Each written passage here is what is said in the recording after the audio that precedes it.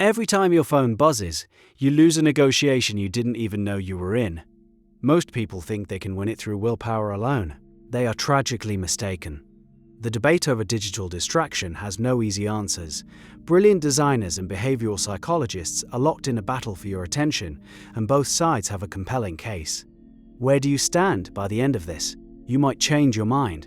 The case for your powerlessness begins in a laboratory, with a hungry pigeon. Decades ago, psychologist B.F. Skinner discovered he could teach a pigeon to peck a button for a food pellet. But he learned something far more important. If the pellet came out every time, the pigeon would peck only when hungry. If it came out on a random schedule, the pigeon would peck relentlessly, obsessively. It became addicted to the possibility. This is called a variable ratio reward schedule. It is the single most powerful mechanism for creating compulsive behavior known to science.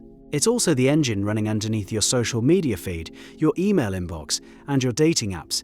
Every time you pull down to refresh, you are pecking the button.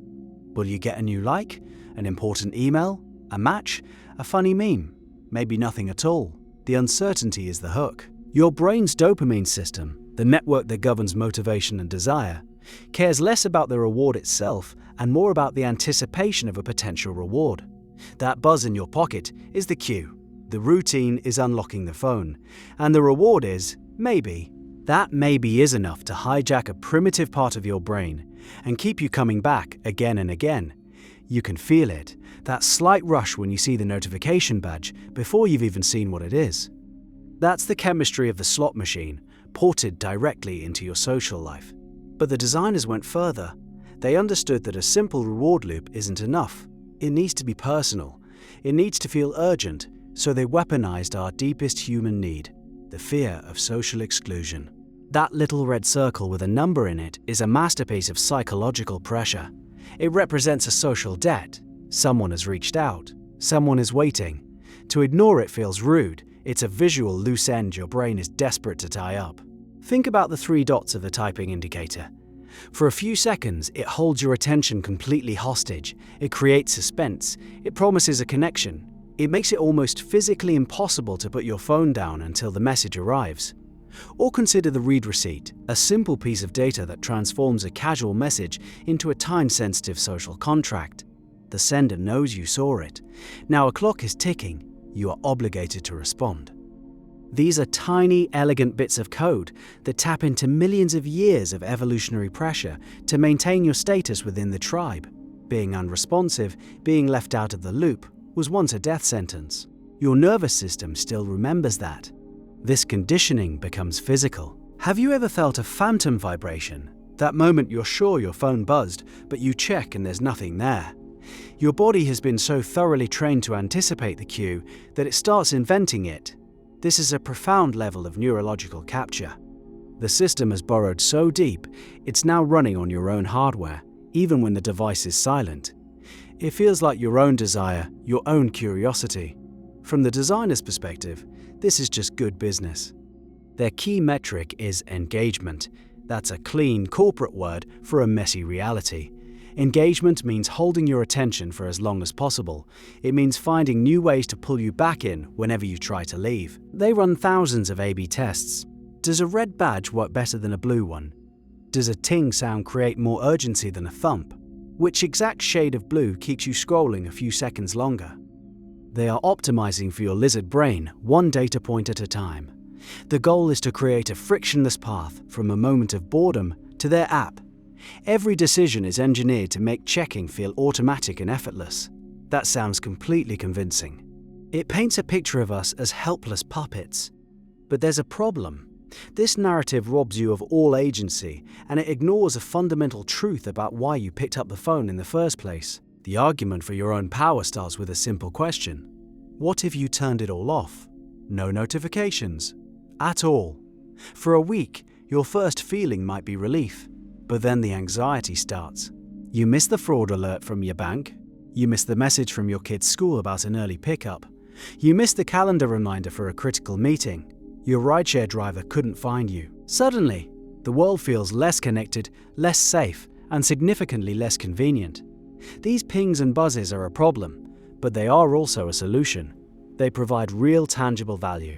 They're the nervous system of modern life, delivering critical information precisely when you need it. We invited these messengers into our lives because they make our lives easier. Blaming the technology is a comfortable way to avoid a more difficult truth. The problem might be our own lack of discipline. It's like blaming the refrigerator for a bad diet. The food is just there. You choose what to eat. You have the power to customize every single notification setting. You can set up Do Not Disturb hours. You can delete apps. You can put the phone in another room. The tools for taking back control are all there. Using them requires effort. It requires setting boundaries with others and with yourself. It's much easier to claim we are being manipulated than it is to admit we are choosing the momentary hit of distraction over the sustained effort of focus. Imagine trying to write a report, build a business, or learn a skill.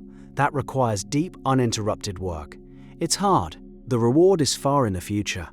The notification offers a different deal. A small, easy, immediate reward. A like, a new email, a bit of gossip. Given the choice between long-term, difficult satisfaction and short-term easy pleasure, our brains will often choose the easy path. The phone isn't creating that impulse. It's just the most efficient and available way to service it. The ultimate responsibility rests with the person holding the device. Even the tech companies are acknowledging this now. They offer digital well-being dashboards and screen time reports. They give you tools to limit your own usage. Critics say this is cynical. It's the casino handing you a pamphlet on gambling addiction on your way to the slot machines.